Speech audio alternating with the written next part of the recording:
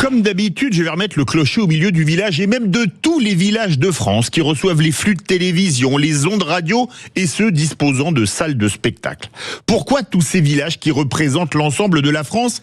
Parce qu'on a appris en quelques heures que, suite aux accusations portées contre lui, les chansons de Patrick Bruel ne seront plus diffusées dans l'émission de télévision N'oubliez pas les paroles, ni sur la radio RFM, et que le chanteur avait été exclu de la tournée des Enfoirés. Une mise au pilori qui pose plusieurs questions. Tout d'abord, la présomption d'innocence a-t-elle disparu? Une question qui mérite d'être posée quand on voit ce blackboulage sans condamnation ni même mise en examen. De plus, si on commence à bannir Patrick Bruel pour ses chansons, ces films vont-ils eux aussi disparaître des écrans? Une mesure qui serait scandaleuse pour toutes les personnes ayant participé à ces films, devant ou derrière la caméra, mais pourquoi pas au rythme où vont les choses? Va-t-on bannir également les chansons de Bertrand Cantat, et par là même de Noir Désir, qui comptait d'autres musiciens, puisqu'il a été définitivement condamné pour la mort de Marie Trintignant?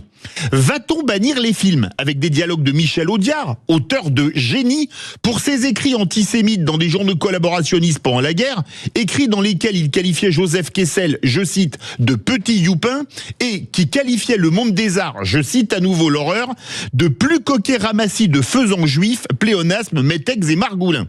Va-t-on supprimer des chaînes de télévision les films de José Giovanni, dont certains sont des chefs-d'œuvre, comme Dernier domicile connu, L'âge Koumoun, Deux hommes dans la ville ou encore Le Ruffian, puisqu'il avait été condamné à mort à la Libération pour extorsion de fonds et complicité d'assassinat avant d'être gracié.